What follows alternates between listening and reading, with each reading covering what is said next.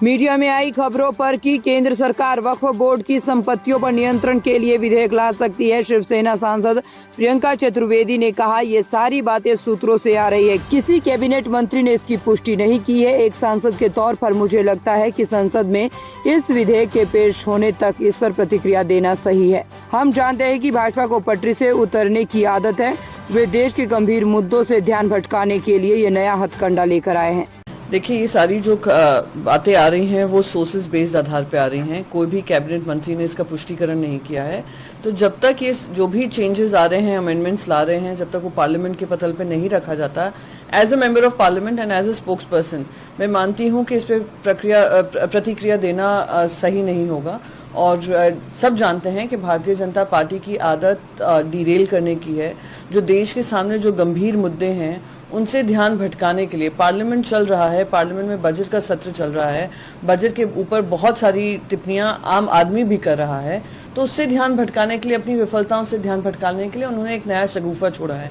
तो जब तक ये पार्लियामेंट में नहीं आता है, मैं इस पर कोई किसी तरीके की टिप्पणी नहीं दूंगी। All India Muslim personal law board ने भी इस पर वो उनकी सोच होगी, वो उनकी प्रतिक्रिया है। मैं इस पर भी कोई टिप्पणी नहीं करना चाहूँगी, क्योंकि AIM-PLB का इसके संबंध में जो भी विचारधारा होगी उससे ना तो हम वाकिफ हैं, ना हम उससे राजनीतिक कोई निर्णय ले सकते हैं।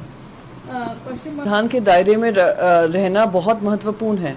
इसी के चलते सुप्रीम कोर्ट ने महाराष्ट्र के गवर्नर पे क्या टिप्पणी की थी वो देश जानता है। आज दुर्भाग्य इस बात का है कि कॉन्स्टिट्यूशनल पोजीशन जो है उसको भारतीय जनता पार्टी उसका इस्तेमाल कर कर राज्य सरकारों को काम नहीं करने दे रही, खास करके वो सरकारें जो विपक्ष में हैं।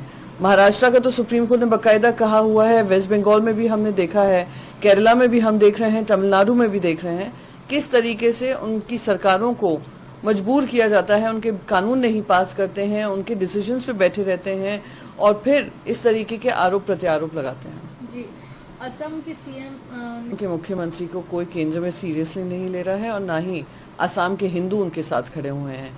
जिस तरीके से वो इररिस्पॉन्सिबली कमेंट्स करते हैं, इररिस्पॉन्सिबल भड़काऊ स्टेटमेंट्स देते हैं इस उम्मीद में कि किसी तरीके से वो एजेंडा सेट कर पाएंगे, वो उसमें विफल पाए जा रहे हैं। इसलिए ना केंद्र सरकार में उनकी सुनवाई, ना राज्य सरकार के लोगों पे जनता का भरोसा।